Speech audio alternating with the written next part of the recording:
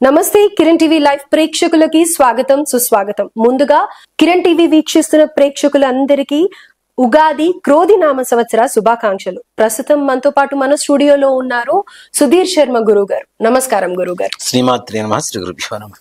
గురుగారు, ఉగాది ప్రతి ఒక్కళ్ళం కూడా క్రోధి నామ సంవత్సరం ఎలా ఉండబోతోంది, ఆ పేరు వింటేనే కొంచెం భయం వేస్తోంది. సో ఆ క్రోధి అనే పేరు వెనకాల ఏముంది, అండ్ అలాగే ఈ సంవత్సరం అంతా అసలు మన దేశానికి కానీ రాబోయే రోజుల్లో ఎలా ఉండబోతుందని కానీ మన ప్రేక్షకుల కోసం పూర్తి వివరాలు తెలియజేయండి. తప్పనిసరిగా అమ్మా.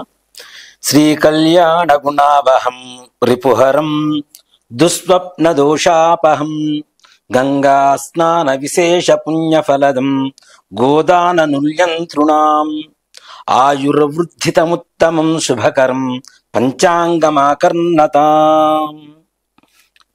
పంచాంగ శ్రవణం. అసలు పంచాంగము అనేది మనం మామూలుగా వింటూ ఉంటాం. దానికి ఆ పేరు ఎందుకు వచ్చింది అనేది కూడా చాలా మందికి, తక్కువ మందికి తెలుస్తూ ఉంటుంది. తిథి, వార, నక్షత్ర, యోగ, కరణములు 5 అంగములతో కూడుకున్నది కాబట్టి దాన్ని పంచాంగం అని చెప్పి పిలుస్తూ ఉంటాం. ఒక మనిషి గ్రహస్థితి కానీ మానవాళికి లేదు, ఈ శుభాశుభ సమయాలు ఉంటాయి. ఈ సమయంలో ఈ పని చేయవచ్చు, ఈ సమయంలో ఈ పని చేయకూడదు, దుర్ముహూర్తం, వర్జ్యం, రాహుకాలం, యమగండం, గుళికా కాలం, ఇలాంటిది ప్రతి ఒక్కటి కూడా సూచించేటువంటి శక్తి పంచాంగానికి మాత్రమే ఉంటుంది. ఇప్పుడు మనం పెళ్లి చేసుకుంటాం, పెళ్లి చేసేటప్పుడు కూడా సుముహూర్తం. ఆ సుముహూర్తం మానవాళి ఇప్పుడు చాలా మంది సిద్ధాంతులు ఉన్నారు, జాతకాలు చెప్పేవాళ్ళు ఉన్నారు, పురోహితులు ఉన్నారు. వీళ్ళెవరు కూడా ముహూర్తం పెట్టేటువంటి శక్తి ఉన్నటువంటి వాళ్ళు చాలా తక్కువ మంది ఉంటారు. పంచాంగంలో ఉండేటువంటి సుముహూర్తాలలో మంచివేవి కాదు అని చెప్పి నిర్ధారించుకునేటువంటి శక్తి మాత్రమే ఉంటుంది. కాబట్టి పంచాంగం మీద మొత్తం ఆధారపడి ఉంటుంది మానవాళి అంతా కూడా. ముఖ్యంగా పంచాంగ శ్రవణం వింటే శ్రీ కళ్యాణ గుణావహం రిపుహరం దుస్వప్న దోషాపహం.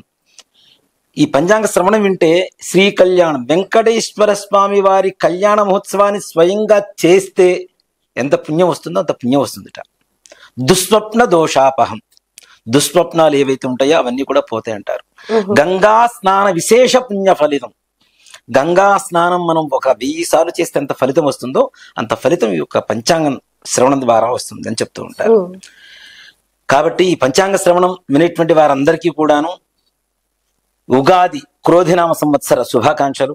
అందరికీ క్రోధినామ సంవత్సరం అనుకున్నటువంటి సకల కార్యాలు సిద్ధించాలని, అందరి మనోభిష్టాలు నెరవేరాలని, లోకా సమస్తా సుఖినో భవంతు అనేటువంటి సంకల్పంతో మనం ముందుకు వెళ్తాం. కాబట్టి అందరూ కూడా యోగక్షేమాలతో ధనధాన్యాభివృద్ధి కలిగి విరాజిల్లాలని చెప్పి ఆ యొక్క పరమేశ్వరుని, ప్రత్యంగరా పరమేశ్వరి అమ్మవారిని మనస్ఫూర్తిగా కోరుకుంటూ, అయితే గురుగారు అంత పరమ పవిత్రమైన ఆ పుస్తకాన్ని మనము అందరం కూడా ఉగాది పంచాంగం అంటే ఒక్కొక్కరు ఒక్కొక్కటి బుక్ తెచ్చుకుంటూ ఉంటారు. అది ఏ టైంలో తెచ్చుకోవాలి, దానికంటూ ఏదైనా పర్టికులర్ టైం ఉంటుందా, అయితే తెచ్చుకున్న తర్వాత ఆ బుక్ ని మనము ఎలా గౌరవించాలి, ఐ మీన్ దేవుడి దగ్గర పెట్టడం కానీ ఇలా పూజ చేయడం కానీ ఏమైనా ఉంటుందంటారా?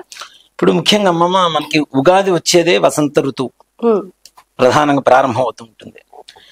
ఉగాది ముందు రోజు అమావాస్య వస్తుంది. అమావాస్య కంటే 2 రోజుల ముందు త్రయోదశి, బహుళ త్రయోదశి. ఆ రోజున పంచాంగం తెచ్చుకోవడం అనేది చాలా ఉత్తమం. ఇప్పుడు మనం చూడండి, చాలా మంది అంటే ఇప్పుడున్న కాలానుగుణ్యంగా ముహూర్తాలు ముందు 6 నెలల ముందే పెట్టుకుంటున్నారు కాబట్టి పంచాంగాలు 6 నెలల ముందు వస్తున్నాయి. పూర్వకాలంలో ఉగాదికి ఒక 10 రోజుల ముందు మాత్రమే ఈ పంచాంగాలు ప్రింట్ అయి బయటకు వచ్చేవి. ఇప్పుడు ఉగాది అయిపోయిన 3వ నెలలో 4వ నెలలో రాబోయే సంవత్సరం పంచాంగాలు కూడా వచ్చేస్తున్నాయి మనకి. దేనికి? ఎక్కడో యూఎస్ లో ఉంటారు కొంతమంది, వాళ్ళకి ముహూర్తం పెట్టుకోవాలి. ముహూర్తం పెట్టుకుంటే గానీ ఆ సమయానికి వాళ్ళు లీవ్ తీసుకొని ఇక్కడ రావడానికి అవకాశం ఉండదు.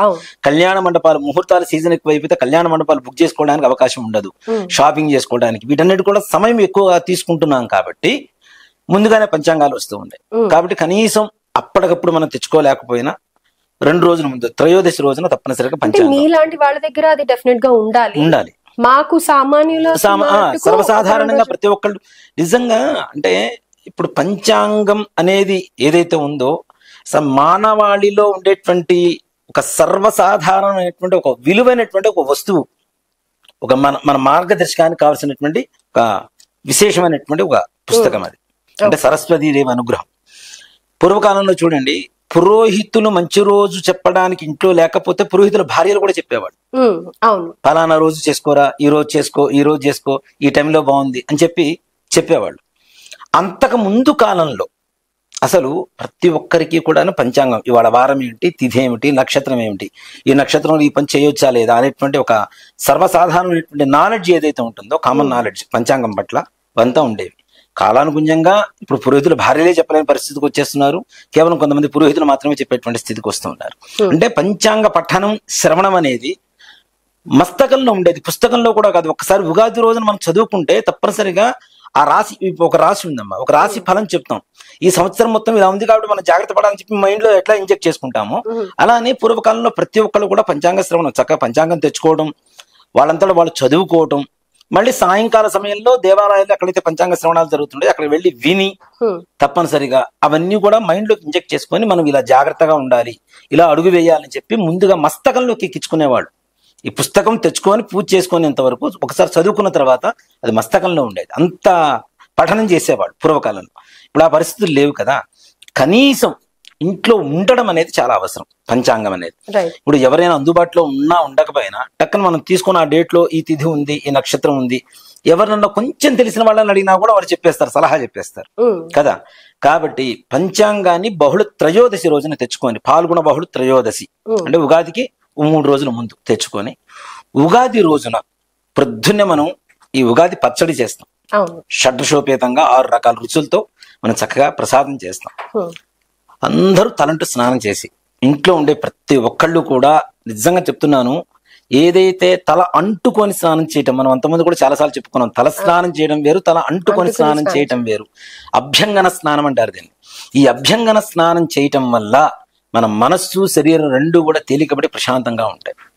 మంగళా స్నానం చేసి చక్కగా నువ్వులు పెట్టుకొని బాడీ అంతా కూడా చక్కగా ఈ నలుగు పిండి పెట్టుకొని స్నానం చేసి, తదుపరి పొద్దున్నే స్వామివారి దగ్గర పూజ చేసుకునే ముందు, ఏదైతే మనం ఇంట్లో పూజ గదిలో పూజ చేసుకుంటామో, పంచాంగానికి 4 మూలల కొద్దిగా పసుపు కుంకుమ పెట్టి మధ్యలో శ్రీకారం ఒకటి రాసి, పంచాంగానికి శ్రద్ధాభక్తులతో, ఇక్కడ పంచాంగం 5 అంగములు అని చెప్తున్నాం. మనకు కూడా జ్ఞానేంద్రియాలు 5, పంచేంద్రియాలు 5, అవునా? ఈ పంచాంగానికి మన జ్ఞానేంద్రియాలతో మనం గనక ప్రశాంతంగా పూజ చేయగలిగితే, శ్రద్ధగా పూజ చేయగలిగితే తప్పనిసరిగా దాంట్లో ఉండేటువంటి శుభాలు మనకు చేకూరుతాయి. ఓకే, ఇప్పుడు అంతే కదా. ఒక మంచి వ్యక్తిని చూడటం ద్వారా మన మనస్సు ఎంత నిర్మలమైతే అవుతుందో, అట్లానే పంచాంగంలో ఉండేటువంటి శుభాలన్నీ కూడాను ఒక పుస్తకం. ఇప్పుడు చూడండి, ఒక జ్యోతిష్కులు ఉంటారు, జాతకం చెప్తూ ఉంటాం కదా. చెప్పేటప్పుడు జాతకం ఓపెన్ చేసి వాళ్ళ గ్రహస్థితి ఏదైతే చూస్తూ ఉంటామో, గ్రహస్థితి వాళ్ళు అనుభవిస్తూ ఉంటారు ఆ జాతకుడు, కానీ చూసేటువంటి జ్యోతిష్కుడు కూడా వాటి రిఫ్లెక్ట్ వస్తూ ఉంటాం. తప్పనిసరిగా ఉంటుంది, దాని ప్రభావం ఉంటుంది. జాతకం దాంట్లో చెడు ఉంటే చెడు వస్తుంది, మంచి ఉంటే మంచి, తప్పనిసరిగా. అందుకనే నిత్యం సంధ్యావందనం చేసుకొని దేవతార్చన చేసేవాళ్ళు మాత్రమే జాతకాలు చెప్పాలని చెప్పేది శాస్త్రం. ముఖ్యంగా అవి చేసుకుంటే వీటి రిఫ్లెక్ట్ ఎక్కువగా ఉండదు వీళ్ళ మీద. అంతే కదా. అసలు ముఖ్యంగా చెప్పాలి అంటే పాపాలలో మొట్టమొదటి పురోహితం అని చెప్తూ ఉంటారు. పౌరోహిత్యం అనేది పెద్ద పాపం. కాబట్టి అలాంటి, అంటే పాపం అంటే ఎదురు వాళ్ళ దగ్గర ఉండేటువంటి దోషాలని రహితం చేయడం కోసం ఆ దోషాన్ని వీళ్ళు తీసుకుంటున్నారు. కాబట్టి ఆ తీసుకున్నటువంటి దోషాలు వీళ్ళనేం చేయకుండా ఉండాలి అంటే నిత్యం సంధ్యావందనం, దేవతార్చన, శివలింగాలకి ఇంట్లో దేవతార్చన అభిషేకం చేసుకోవడం అనేది నిత్యం చేసుకోవాల్సినటువంటి ప్రక్రియ. ఇలాంటి వాళ్ళకి ఏ రకమైనటువంటి దోషాలు ఉండవు. కాబట్టి ఈ రిఫ్లెక్ట్ ఎట్లా అవుతూ ఉంటాయో అలాగే పంచాంగాన్ని ఒకసారి మనం చూడటం ద్వారా, దానిలో ఉండేటువంటి విషయాలు చదవడం ద్వారా తప్పనిసరిగా దాని రిఫ్లెక్ట్ ఆ సంవత్సరం మొత్తం ఉంటుంది వాళ్ళ మీద. రైట్. అంటే ఇప్పుడు బాగుండేవి ఉంటే పర్వాలేదు, మామూలుగా కూడా ఈ రాశి ఫలితాలు చూసుకున్న తర్వాత అందులో ఏదన్నా కొంచెం తేడా వింటే గనక డిప్రెస్ అయిపోతూ ఉంటారు. మరి అంత ప్రభావం ఉంటుందా? మామూలుగా మీరందరూ చెప్పేది ఏంటి అంటే, పండితులందరూ కూడా ఓవరాల్ గా చూస్తాం కాబట్టి అంత భయపడాల్సిన అవసరం లేదు అని అంటారు. మరి దాని ప్రభావం ఉంటుంది అని అనేసి మీరు అంటున్నారు కదా, అది ఏ విధంగా చూడొచ్చు అంటారు? ఇక్కడ గ్రహాల రాశి ఫలాలు చూస్తూ ఉంటాం. 2 ఆదాయం 14 ఖర్చు, 6 అవమానం, 3 రాజపూజ్యం, ఇట్లా రాస్తూ ఉంటారు. పంచాంగం ఎప్పుడు కూడానమ్మా కంప్లీట్ గా డిపెండ్ అయిపోయి పంచాంగంలో ఇలా ఉంది, ఇలానే జరుగుతుంది అని చెప్పి రాశాడు అంటే దాన్ని మార్చుకునేటువంటి శక్తి, పరిహారాలు కూడా మన దగ్గర ఉంటాయి. పరిహారాలు చెప్తూ ఉంటారు. సో ఈ దారిలో ముళ్ళు ఉన్నాయి, ఈ దారిలో వెళ్ళేటప్పుడు ముళ్ళు ఏరుకొని వెళ్ళరా అని చెప్పి చెప్పడమే పంచాంగ లక్షణం. ఓకే. భయపెట్టడానికి కాదు, భయపెట్టడానికి కాదు, మార్గదర్శకం అవుతుంది. భయపడాల్సిన అవసరం కూడా లేదు. ప్రతి ఒక్క సమస్యకు ఒక పరిష్కారం ఉంటుంది కదా. అలానే ఇన్ని సమస్యలు ఇలా ఉన్నాయి నీకు, కాబట్టి దీని పరిష్కారం ఏంటి నువ్వు వెతుక్కుంటూ వెళ్ళిపో అని చెప్పడమే పంచాంగం యొక్క కర్తవ్యం, లక్ష్యం. ఇది ఎంత వరకు కరెక్ట్ ఉంటుంది అని అనుకునే వాళ్ళు కూడా ఉంటారు, మీరేమంటారు? దీంట్లో ముఖ్యంగా ఇంకోటి కూడా చెప్తానమ్మా, రాశి ఫలాలు. దీంట్లో ఈ సంవత్సరం వీరు విద్యార్థులు చక్కగా పాస్ అవుతారని రాస్తారు. పాస్ అవుతారని రాసినంత మాత్రం మనం చదవకుండా పోయి ఎగ్జామ్ హాల్కి పోయి రాస్తాను అంటే పాస్ అవుతామా? నెంబర్ 1. నెంబర్ 2, 60 ఏళ్ల వాడికి ఈ పాస్ అవడంతో సంబంధమే, 6 ఏళ్ల వాడికి సంబంధం లేదు కదా, వాడు పెద్ద కష్టపడాల్సిన అవసరం లేదు. కానీ విద్యార్థి అంటే పీజీలు, డిగ్రీలు, 10th క్లాసులు ఇట్లాంటివి ఏవైతే పెద్ద పెద్ద ఎగ్జామ్స్ ఉండి పరీక్షాకాలంగా మారుతుందో అట్లాంటి వాళ్ళకి మాత్రం తప్పనిసరిగా ఇది పాస్ అవుతామని చెప్పి రాశారు కాబట్టి దానికి తగ్గట్టుగా శ్రద్ధగా చదవాలి అనేటువంటిది దాని సూచన. రైట్. అలానే వివాహం అవుతుంది ఈ సంవత్సరం రాసి వాళ్ళకని రాస్తారు. 6 ఏళ్ల వాడికి పెళ్లితో అవసరమా? 60 ఏళ్ల వాడికి పెళ్లితో అవసరమా? పెళ్లి కావలసినటువంటి వాళ్ళకి మాత్రమే సూచన అది. ఇప్పుడు నేను పంచాంగం తీసుకొని నా రాశికి పెళ్లి అవుతుందంటే మా ఆవిడ కొడుతుంది. అట్లాగే దాంట్లో ఎవరి కోసం, ఏ వయసు వాళ్ళ కోసం ఏదైతే సూచన ఇస్తున్నారో ఆ వయసు వాళ్ళు తీసుకోవాలి. దాంట్లో తగిన జాగ్రత్తలు తీసుకోమని చెప్తున్నారు. జాగ్రత్తలు తీసుకోవాలి, దానికి తగ్గట్టుగా మన బాధ్యతాయుతంగా ఆ దారిలో నడవాలి అని చెప్పేదే పంచాంగం యొక్క లక్ష్యం. కాబట్టి భయపడాల్సిన అవసరం లేదు. పంచాంగం చదివితే ఇందాక చెప్పాను కదా, శ్లోకం చెప్పాను కదా, అన్ని రకాల విశేషమైనటువంటి ఫలితాలు కలుగుతాయి అని చెప్తున్నారు. దీంట్లో ఏంటి, రాజు, మంత్రి, సైన్యాధిపతి, అర్ఘ్యాధిపతి, నీరసాధిపతి, రసాధిపతి, ఇట్లా మొత్తం నవనాయకులు అని చెప్పి నవగ్రహాలు ఉంటాయి. వీళ్ళు అంటే నవగ్రహాల అనుగ్రహం ఉంటేనే మన జీవిత చక్రం నడుస్తుందని చెప్పేది మనం చెప్తూ ఉన్నాం. జాతక చక్రంలో గ్రహాలు ఎక్కడైతే ఉన్నాయో వాటి వీక్షణ శుభంగా కలగాలి అని చెప్పి ఇది ముందు ముఖ్యంగా పంచాంగ శ్రవణం చేస్తాం మనం. రైట్. అయితే ఇప్పుడు పంచాంగ శ్రవణంలో మనం రాశి ఫలితాలు ఎక్కువగా చూసుకుంటూ ఉంటాం కదా, అట్లానే మన దేశంకి ఎలా ఉండబోతోంది, ఎలక్షన్స్ కానీ లేకపోతే ఆ ప్రభావం ఎలా ఉంటుంది మనుషుల మీద కానీ, ముఖ్యంగా మనం చూసే పెద్ద పెద్ద సెలబ్రిటీస్ కానీ వాళ్ళు కానీ స్క్రీన్ మీద కనిపించే వాళ్ళు కానీ ఉంటూ ఉంటారు కదా, అలాంటి వాళ్ళవి కూడా చెప్పడానికి ఉంటుందంటారా? తప్పనిసరిగా అమ్మా. కాకపోతే ఒకటి చెప్తాను, చాలా మంది చెప్తుంటారు ఈ హీరోయిన్ కి 2వ పెళ్లి అవుతుంది, ఈ హీరోకి 2వ పెళ్లి అవుతుంది, ఈ హీరో చచ్చిపోతాడు, ఈ హీరో వృద్ధిలోకి వస్తాడు, ఈ హీరోకి రోగాలు వస్తాయి. వాళ్ళ పర్సనల్ డేట్ ఆఫ్ బర్త్ తీసుకుంటే తప్పనిసరిగా చెప్పవచ్చు. నెంబర్ 1. ఇంకోటి ఏంటి, ఈ రాశిని బట్టి ఇప్పుడు ఒక రాశిలో ఉన్నారు, మా కర్కాటక రాశిలో కొన్ని కోట్ల మంది పుట్టున్నారు. కర్కాటక రాశిలో కొన్ని కోట్ల మంది పుట్టున్నారు. కర్కాటక రాశి వాళ్ళందరికీ ఇలాగే ఉంటుందని చెప్పి కూడా పంచాంగం చెప్పట్లా, ఇలానే ఉంటుందని చెప్పట్లేదు. కర్కాటక రాశిలో పుట్టి వాళ్ళ పర్సనల్ గా ఉండేటువంటి డేట్ ఆఫ్ బర్త్ జాతకం ఏదైతే ఉంటుందో వాటి ప్రభావం కూడా ఎక్కువగా చూపిస్తూ ఉంటుంది. రాశి ప్రభావం సంపూర్ణంగా ఒక మనిషి మీద చూపించేట్లయితే, ఒక రాశి కానీ ఒక నక్షత్ర ప్రభావం కానీ చూపించేట్లయితే, మనకి ప్రపంచంలో కేవలం 12 రకాల రాసుల జాతుల వాళ్ళు లేదా 27 నక్షత్రాల జాతుల వాళ్ళు మాత్రమే ఉండాలి. 28వ జాతి అనేది లేదు కదా. ఇప్పుడు ఒక నక్షత్రంలో పుట్టాడు, అందరూ ఒకే పర్సనాలిటీతో ఉంటారా? ఒకే రకమైనటువంటి మైండ్ సెట్ తో ఉంటారా? ఒకే రకమైనటువంటి విద్యలు చదువుకొని ఉంటారా? ఒకే రకమైనటువంటి వ్యాపారం చేస్తుంటారా? ఒకే రకమైనటువంటి వృత్తి వ్యవహారాలు చూస్తుంటారా? కాదు కదా. అంటే వాళ్ళు పుట్టిన నక్షత్రం ఒకటైనా వాళ్ళకు ఉండేటువంటి జాతక రీత్యా ఏదైతే గ్రహస్థితి ఉంటుందో వాటిని బట్టి వాళ్ళ జీవిత ఫలితాలు అనేది సంపూర్ణంగా చెప్పడం అనేది జరుగుతుంది. అంతేకాకుండా ఈ క్రోధినామ సంవత్సరం అంటే ముఖ్యంగా చెప్పాలి అంటే అమ్మా, ఒక ప్రభవ విభవ ఇట్లా మనకి సంవత్సరాలు 60 సంవత్సరాలు, అవునా? సశ్యాబ్ది సంవత్సరాలు అంటాం, 60 సంవత్సరాలు అంటాం. ఈ సంవత్సరానికి ఈ పేర్లు ఎందుకు పెట్టారు అనేది ఒక విధంగా చూసుకుంటే, ఏ సంవత్సరానికి ఏ పేరైతే వస్తుందో వాటి ప్రభావం తప్పనిసరిగా ఆ సంవత్సరం అంతా కూడా ఉంటుందని చెప్పాలి. ఓకే. యాక్చువల్ గా క్రోధి అంటే ఏంటి? కోపము, క్రోధము, ఆవేశము. ఓకే. అయితే ఇప్పుడు ఆ ప్రభావం మన మనుషుల మీద అందరి మీద ఉంటుందంటారా? తప్పనిసరిగా. ఇప్పుడు మీకు చూడండి, 2019, 20 ఆ సంవత్సరాలు వచ్చిన సంవత్సరం ఏంటి? వికారినామ సంవత్సరం. వికారంగా అందరం వికారం అంటే ఏంటి? వికారం అంటే ప్రకృతి పదానికి వికృతి పదం వికారి, సకారి వికారి కదా. ఆ సంవత్సరంలో మనకేం వచ్చింది? 19, 20లో మొత్తం ప్రపంచం మొత్తం అల్లకొల్లమైంది కరోనాతో, అవునా? అది ఇచ్చిన ఫలితం అయితే చూసాం. తర్వాత శార్వరి నామ సంవత్సరం అంటే చీకటి అని అర్థం. మొత్తం చీకట్లో నెట్టేసింది 2021 కూడా. 22 ప్రమోదూత నామ సంవత్సరం. అది నిజంగా 22 ప్రమోదూత. కొంతవరకు నావలాగా మన జీవిత గమనాన్ని మరలా మార్చింది. కొంతవరకు 23, 24 రేపు రాబోయే మన ఉగాది వరకు శోభకృత నామ సంవత్సరం. నిజంగానే 23, 24 శోభకృత నామ సంవత్సరం శోభకృతగానే ఉంది చాలా మందికి కూడా. చాలా మంది కాదు, భారతదేశానికి ముఖ్యంగా శోభ తెచ్చిపెట్టింది. ఎక్కడా లేనటువంటి ఒక మార్కెట్ కానివ్వండి, మన రూపాయికి ఉండేటువంటి విలువ పెరగడం కానివ్వండి, మన దేశానికి ఉండేటువంటి విలువలు పెరగడం కానివ్వండి, అంటే ప్రపంచ ఖ్యాతి పొందేటువంటి దేశాలలో మన దేశం కూడా ఒకటిగా మారిపోయింది. ఎక్కడో మూలబడి ఉన్నటువంటి ఒక మన పరిస్థితి, ఆర్థిక స్థితి కూడా మెరుగుపడిందనే చెప్పాలి. ఇవన్నీ కూడాను ఆ సంవత్సర ఫలితం, ఆ సంవత్సర నామం. మీరు అన్నట్టుగా కొన్ని విషయాలు కూడా మనం టీవీలలో కూడా ఆఫ్ చేసుకుని కూర్చున్న రోజులు ఉన్నాయి. ఆ 3 ఏళ్ళు ఏవైతే మీరు చెప్పింది, వద్దురా దేవుడా 4 గోడల మధ్యలో మనం ఉంటే చాలు. అలాంటిది ఇప్పుడు టీవీ పెట్టిన, మీరు చెప్పిన లాస్ట్ ఇయర్ లో నిజంగా అన్ని శుభకార్యాల గురించి కానీ, దేశం గురించి కానీ, పెద్ద పెద్ద లీడర్స్ గురించి కానీ మంచి విషయాలు చాలా మంచిగా ఉన్నా.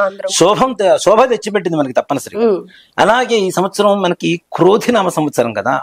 క్రోధి అంటే క్రోధం, కోపం. కోపం వల్ల ఏమొస్తుంది? బుద్ధి నాశనం అవుతుంది. బుద్ధి నాశనం వల్ల మోహం కలుగుతుంది. మోహం వల్ల సర్వనాశనం కలుగుతుంది. ఈ క్రోధి అనేటువంటి నామ సంవత్సరానికి ఇక్కడ చూడండి, ఆవేశపూరితమైనటువంటి భావజాలాలు ఎక్కువ అవుతాయి. పైగా ఇప్పుడు ఎలక్షన్స్ కూడా ఉన్నాయి. ఎలక్షన్స్, చిన్న వ్యవహారానికి రోడ్డు మీద చొక్కాలు పట్టుకొని కొట్టుకునేటువంటి స్థితికి ప్రజలు దిగజారిపోయేటువంటి పరిస్థితి ఏర్పడుతుంది రానున్న కాలంలో. ఈ సంవత్సరంలో ఆల్రెడీ స్టార్ట్ అయ్యింది, దాని ప్రభావం ఉంది అని అనుకోవచ్చు. ఇంకా ఆడవాళ్ళు, మగవాళ్ళు ఏ రకమైనటువంటి వావి వరసలు లేకుండా, మోహం అని చెప్తున్నా కదా, వావి వరసలు లేకుండా ప్రవర్తించేటువంటి పరిస్థితులు ఎక్కువగా వస్తూ ఉంటాయి. భార్యాభర్తల మధ్య గొడవలు ఎక్కువగా, విడాకుల కేసులు 100కి 30% పెరిగేటువంటి సంవత్సరం ఈ సంవత్సరం, క్రోధినామ సంవత్సరం తప్పనిసరిగా. అలాగే డ్రగ్స్, ఎక్కువగా ఈ దుర్వ్యసనానికి అలవాటు పడేటువంటి జనాలు పెరుగుతూ ఉంటారు. చిన్న చిన్న పిల్లలు కూడా ఈ డ్రగ్స్ ఇట్లాంటి, అంటే ఒక 15-16 ఇయర్స్ రాగానే వాటి మీద ఎక్కువ ఇంట్రెస్ట్ చూపించడం, వాటికి లోన్ అయిపోవటం, అలవాట్లకు బాగా లోబడిపోవటం, వాటి వల్ల హెల్త్ ప్రాబ్లమ్స్ రావటం, ఇట్లాంటివి ఎక్కువగా జరుగుతూ ఉంటాయి. అంతేకాకుండా ముఖ్యంగా ఈ మధుపానానికి బాగా అలవాటు పడేటువంటి జనాలు విపరీతంగా పెరుగుతూ ఉంటారు. ఒకళ్ళు కొట్టుకోవటం, భార్యాభర్తల మధ్య గొడవలు రావటం, సమ్మోహనం అంటే వావి వరసలు లేకుండా ప్రవర్తించడం. అంతేకాకుండా ఎక్కువగా మోసపోయేటువంటి వారిలో, నష్టం చేకూరేటువంటి వాళ్ళలో క్రోధినామ సంవత్సరంలో పురుషులే ఎక్కువగా ఉంటారు. ఇప్పుడేవో మనకి ఫోన్లో యాప్స్ వస్తూ ఉంటాయి, సైబర్ అంటే ఎక్కువగా ఆ 10 రూపాయలు వేయండి మీకు 1000 రూపాయలు వస్తాయి. ఈ సైబర్ నేరగాళ్ళు ఎక్కువ విపరీతంగా పెరిగిపోతారు. స్కామ్స్ అనేవి ఎక్కువ జరుగుతూ ఉంటాయి విపరీతంగా. ఎంత అంటే అంత చెప్పుకోలేనంత, అంటే బడికి చెప్పుకోలేని లోపల మింగలేనటువంటి పరిస్థితులు ఉంటారు కదా. అలాంటి భావజాలాలు జనాల్లో ఎక్కువగా, మోహనం వల్ల ఏంటి, మనం కష్టపడకుండా 10 రూపాయలు పెడితే 100 రూపాయలు వస్తున్నాయి కదా అని చెప్పి పెడుతూ ఒక్కసారి కోట్లలో మునిగిపోవటం, అలాంటి కేసులు పెరగడం. సైబర్ నేరగాళ్ళు వీడియో కాల్స్ ద్వారా ఎక్కువగా ఆడవాళ్ళు మగవాళ్ళు మోసగించుకోవటం, స్నేహాలని చెప్పి ఫేస్బుక్ స్నేహాలని, ఇన్స్టాగ్రామ్ స్నేహాలని, ఇట్లాంటివి ఏవైతే ఉంటాయో ఈ మాధ్యమాల ద్వారా వచ్చేటువంటి స్నేహాల ద్వారా ఎక్కువగా చెడిపోయేటువంటి అవకాశం, మోసపోయేటువంటి అవకాశం ఎక్కువగా పురుషుల్లోనే కలుగుతుంది ఈ క్రోధినామ సంవత్సరం. అంత విపరీతమైనటువంటి దుష్కాలం అని చెప్పొచ్చు. అలాగే రాజకీయ నాయకుల మధ్య ఇప్పుడు మనం ఎప్పుడు అసెంబ్లీలో, పార్లమెంట్ లో చూస్తూనే ఉంటాం, దానికంటే ఇంకా విపరీతమైనటువంటి గొడవలు పడేటువంటి అవకాశాలు కూడా ఉన్నాయి. అయితే ఇప్పుడు మన ఆంధ్రాలో బాగుందా, లేకపోతే తెలంగాణ పరిస్థితి ఎలా ఉందంటారు? తెలంగాణలో ఆల్రెడీ డిక్లేర్ అయిపోయింది కాబట్టి కాంగ్రెస్ గవర్నమెంట్ ఫామ్ అయ్యింది, చేస్తుంది, బాగానే ఉంటుంది. కానీ ఎక్కువగా రాజకీయ నాయకులు జైలుకు వెళ్ళేటువంటి అవకాశాలు ఈ సంవత్సరంలో ఎక్కువ కనపడుతున్నాయి. అతి ఎక్కువ మంది, అంటే అది ద్వేషం వల్ల కావచ్చు, అంతకుముందు జరిగినటువంటి విషయాల పట్ల కావచ్చు, ఏదైనా సరే తప్పనిసరిగా రాజకీయ నాయకులు ఎక్కువగా జైలుకు వెళ్ళేటువంటి అవకాశాలు ఎక్కువ కనబడుతున్నాయి. ఇక ఆంధ్రప్రదేశ్ అంటాం, జనాల చేతిలోనే ఉంది. మే 13వ తారీఖు వాళ్ళ భవిష్యత్తును వాళ్ళు రాసుకునేటువంటి తేదీ మే 13వ తారీఖు ఉంది. కాబట్టి వాళ్ళు మంచిని కోరుకుంటారా, చెడునే కోరుకుంటారా? నేను చెప్పిన ఒక్క మాటలో అర్థమై ఉంటుంది వాళ్ళకి, జనాలందరూ కూడా. కాబట్టి కోరుకుంటారా ఏంటి అనేది వాళ్ళ భవిష్యత్తు వాళ్ళ చేతిలోనే ఉంది. కానీ సత్యమేవ జయతే, అని చెప్తూ ఉంటాం, కానీ ఈ రోజుల్లో సత్యం ఆలస్యంగా గెలవడం అనేది చాలా జరిగేటువంటి కానీ విషయం. గెలుస్తుంది అనేది అందరికీ తెలుసు. అందరికీ తెలుసు, ఎప్పటికైనా గెలుస్తుంది. కానీ సత్యానికి ఫాస్ట్ తక్కువ, నిదానంగా వెళ్తూ ఉంటుంది, కానీ సంపూర్ణంగా గెలుస్తుంటుంది. రైట్. కాబట్టి తప్పనిసరిగా ఆంధ్రప్రదేశ్ లో కూడా తప్పనిసరిగా ఈ రాజకీయ నాయకుల పట్ల విపరీతమైనటువంటి గొడవలు, సమస్యలు, మోసగించబడడం రాజుల వల్ల ఎక్కువగా జరుగుతూ ఉంటుంది. ఈ ఏవైతే వీళ్ళు మాటలు ఇస్తున్నారో, అది చేస్తాం ఇది చేస్తాం చెప్పి మాటలు ఇస్తున్నారో, అట్లాంటి వాటి ద్వారా తొందరగా వాళ్ళకి కావలసినటువంటి అన్ని సదుపాయాలు అందక, ముఖ్యంగా వర్షాపాతం కూడా చాలా తక్కువగా ఉంటుంది. రాబోయేటువంటి రోజుల్లో నీటి కరువు అనేది 2 తెలుగు రాష్ట్రాల వాళ్ళు ఫేస్ చేయాల్సినటువంటి పరిస్థితి. అంతేకాకుండా విద్యుత్, కరెంటు కోతలు కూడా పెరుగుతాయి. ఆల్రెడీ మనకు తెలంగాణలో స్టార్ట్ అయింది. 24 hours విద్యుత్ అనేది మనం ఆశపడటం కూడా దురాశ దుఃఖానికి చేయడం చెప్పి, మన దగ్గర నీళ్లే లేనప్పుడు కరెంట్ మాత్రం ఎవరు మాత్రం ఏమిస్తారు, ప్రభుత్వాలు కూడా ఏం చేయలేవు కదా. అలాగే తాగునీటికి కూడా కరువు పడేటువంటి అవకాశాలు చాలా ఉన్నాయి. రాబోయే వర్షాపాతం తక్కువ, వాడుక ఎక్కువ, దానివల్ల ఏమవుతుంది, వాటర్ లేవు. 1 సంవత్సరం వాటర్ కరువైంది అంటే 1 సంవత్సరం తగ్గినటువంటి నీటి శాతం అది రికవర్ అవ్వడానికి కనీసం 7-8 ఏళ్ళు పడుతుంది. అయితే రాబోయే రోజులన్నీ కష్టకాలమే. మంచినీళ్ళు స్నానం చేయడానికి కూడా నీళ్లు కొనుక్కునేటువంటి రోజుకి రాబోతున్నాం మనం తొందరలో. కాబట్టి నీటి నిల్వలు చేసుకోవడం అనేది మాత్రం చాలా సూచించదగినటువంటి విషయం. జాగ్రత్తగా చాలా చాలా జాగ్రత్తగా ఉండాలి.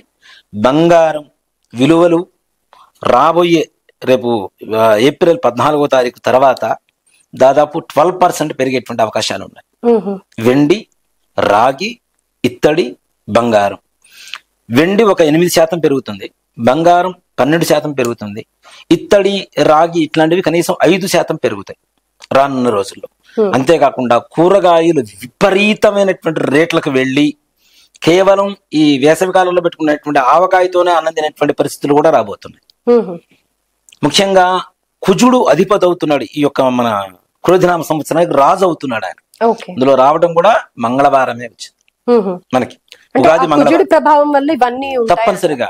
టమోటాలు ఇట్లాంటివి ఉంటాయి చూడండి, అవన్నీ కూడా కనీసం 150 రూపాయలు 200 రూపాయలు కేజీకి వెళ్ళేటువంటి పరిస్థితి కూడా గతంలో చూసాం. మళ్ళీ 200 రూపాయలు పైన కూడా పెద్ద ఆశ్చర్యపడాల్సిన అవసరం లేదు. అన్ని కొత్తిమీర, తోటకూర, ప్రతి ఒక్కటి ఏ వస్తువు కొనాలన్నా మిడిల్ క్లాస్ ఫ్యామిలీ వాళ్ళు భయపడుతూ ఉన్న వాటితో పికిల్స్ తో తినేటువంటి పరిస్థితులు రాబోయేటువంటి రోజులు దగ్గరలో ఉన్నాయి. మనకి క్రోధినామ సంవత్సరం ఇవన్నీ కూడా చేయబోతుంది. అంతేకాకుండా విద్యుత్ ప్రమాదాలు ఎక్కువగా, కరెంట్ అంటే కుజుడు అధిపతి అవుతున్నాడు కాబట్టి కరెంటు పనిచేసేటువంటి వాళ్ళకి, విద్యుత్తుతో సంబంధించినటువంటి ఉద్యోగాలు చేసేటువంటి వాళ్ళకి, కార్మికులకి, బొగ్గు కార్మికులు, సింగరేణి ఇట్లాంటి వాళ్ళు ఉంటారు కదా, ఇట్లాంటి వాళ్ళకి, తర్వాత కెమికల్స్ ఏవైతే ఉంటాయో రసాయన పదార్థాలు, వీటి ద్వారా ప్రమాదాలు ఎక్కువగా పెరిగేటువంటి అవకాశాలు ఉన్నాయి. బాగా పేలుళ్ళు సంభవించడాలు, తర్వాత ఈ కరెంటు షార్ట్ సర్క్యూట్స్ కొట్టడాలు, ఇట్లాంటి వాటి వల్ల ఎక్కువగా ప్రాణ ప్రమాదాలు జరిగేటువంటి అవకాశాలు ఉన్నాయి. అంతేకాకుండా యుద్ధం జరగదు కానీ బాంబులు ఇట్లాంటివి ఏదైనా ప్రయోగించుకునేటువంటివి ఏవైతే ఉన్నాయో, అణ్వాయుధాలు ఇట్లాంటివి, అలాంటి పరిస్థితులు కూడా ఉన్నాయి. వాటి వల్ల కూడా తప్పనిసరిగా నష్టం చేకూరేటువంటి అవకాశం ఎక్కువగా ఉంది. ఎండలు విపరీతంగా పెరుగుతాయి. అంటే పూర్వకాలం కంటే కూడా ఇప్పుడు అనుభవిస్తున్నాం. ఇంతకంటే కూడా ఏప్రిల్ మే నెలల్లోకి వచ్చేసరికి బయటకు వచ్చేటువంటి పరిస్థితి లేకుండా వృద్ధులకి అనారోగ్య పరిస్థితి మరీ ఎక్కువగా పెరిగేట్టుగా ఉండేటువంటి ఎండలు విపరీతంగా దాదాపు 45 నుంచి 48 డిగ్రీల వరకు ఎండలు పోయేటువంటి అవకాశాలు తప్పనిసరిగా ఈ సంవత్సరం కనబడుతున్నాయి మనకి. ఓవరాల్ గా చూసుకుంటే అయితే కొంచెం గడ్డు కాలమే అని చెప్పి, గడ్డు కాలం. కానీ ఒకటి చెప్తాను, ప్రకృతి మనకి ఇచ్చింది ఏదైనా తీసుకోవాల్సింది. కానీ ఈ సంవత్సరం ఇలా ఉంది కాబట్టి దీన్ని మార్గదర్శకంగా తీసుకుంటూ మనం ఏం చేయాలి, ఏం చేయకూడదు అనేటువంటిది చాలా జాగ్రత్తగా ఉండాలి. ముఖ్యంగా దొంగల భయం మరీ విపరీతంగా పెరుగుతుంది. చైన్ స్నాచర్స్ ఉంటారు కదా, ఇట్లాంటి వాళ్ళతో మరీ ఎక్కువగా. ఎందుకంటే బంగారం రేటు పెరుగుతుంది ఆటోమేటిక్. ఇప్పుడు కష్టపడితే వాడు మా సంవత్సరం మొత్తం కష్టపడితే 10 లక్షలు దొరుకుతాయి. గట్టిగా రోడ్డు మీద పోయేటువంటి ఆడవాళ్ళ మెళ్ళో గోల్డ్ లాక్కుంటే ఏముంది, గంటలో వాడికి లక్షల్లో వస్తుంటాయి. అంటే రేటు కూడా అట్లా పెరుగుతుంది కదా. కాబట్టి నన్ను అడిగితే రోల్డ్ గోల్డ్ వేసుకొని నిజంగా రాబోయే ఈ క్రోధినామ సంవత్సరంలో 1 గ్రామ్ గోల్డ్ అండ్ శారీస్ ఈ వ్యాపారులకి 100% చాలా లాభదాయకంగా ఉంటుంది. ఇంకా ఆబ్వియస్లీ గోల్డ్ రేట్ పెరిగింది అంటే అటే కదా డైవర్ట్ ఇంట్లో ఈ వాట్సాప్ ద్వారా ఇట్లాంటి వ్యాపారాలు చేసేటువంటి ఆడవాళ్ళు ఎవరైతే ఉన్నారో వీళ్ళందరికీ కూడాను మంచి లాభాన్ని తెచ్చిపెట్టేటువంటి రోజు అని మాత్రం చెప్పవచ్చు రాబోయే రోజులు. రైట్, ఓకే గురుగారు. మరి రియల్ ఎస్టేట్ వాళ్ళకి ఎలా ఉండబోతుంది? భూములు, కుజుడు అధిపతి భూమికి, అలాగే ఈ సంవత్సరం రాజు కూడా కుజుడే, కాబట్టి రియల్ ఎస్టేట్ వ్యాపార రంగం వారికి మాత్రం విశేషమైనటువంటి యోగం కలగదు. మళ్ళీ రేట్లు పెరుగుతాయి అన్నమాట, మంచి రేట్లు వస్తాయి. ఎవరైతే ఇప్పుడు అమ్మాలి అనుకుంటున్నారో వాళ్ళు ఆగండి, కొన్ని రోజులు ఆగండి, తప్పనిసరిగా మంచి రేట్లు వస్తాయి. మీరు కొన్నదానికి 2 3 కూడా పెరిగి అమ్ముకోకుండా దాచిపెట్టుకున్నా ఇంకా బాగానే ఉంటుంది. భూమి మీద పెట్టినటువంటి పెట్టుబడి ఇప్పుడు కూడా దండగ కాదు కాబట్టి, ఇప్పుడు అట్లానే బంగారం కూడా ఇప్పుడున్న పరిస్థితుల్లో, కాబట్టి అది దండ కాదు కాబట్టి ఇంకా విపరీతమైనటువంటి రేట్లు పెరుగుతాయి. క్రోధినామ సంవత్సరం భూ వ్యాపారస్తులకు, రియల్ ఎస్టేట్ రంగం వారికి మాత్రం కొంగు బంగారం అని చెప్పొచ్చు. రైట్, తప్పనిసరిగా. అలానే సినీ రంగం వారికి శుక్రుడు సస్యాధిపతి అవుతున్నాడు, కాబట్టి సినీ రంగం వారికి విశేషమైనటువంటి లాభాలు ఉంటాయి. రైట్, కానీ దీంట్లో యువత ఎక్కువగా దెబ్బతినేటువంటి అవకాశాలు ఉన్నాయి. నిజంగా ఓ మాట చెప్పాలి అంటే, మనం తల్లిదండ్రులు హైదరాబాద్ లోనో, బెంగళూరులోనో, కలకత్తాలోనో పిల్లల్ని హాస్టల్లో ఉంచుతూ ఉద్యోగాలు చేస్తూ లేదంటే ఏదైనా చదివిస్తూ ఉంటారు. ఈ యువత, ఆడపిల్లలు కావచ్చు, మగపిల్లలు కావచ్చు, ఎక్కువగా వాళ్ళకు ఉండేటువంటి, వాళ్ళు ఎక్కువ ఫేమ్ అవ్వాలి అనేటువంటి ఒక తాపత్రయంతో వాళ్ళు చేసేటువంటి రీల్స్ ఇట్లాంటివి ఉన్నాయి చూడండి, వీటి ద్వారా ఎక్కువగా అభాసు పాలయ్యేటువంటి అవకాశాలు ఉన్నాయి.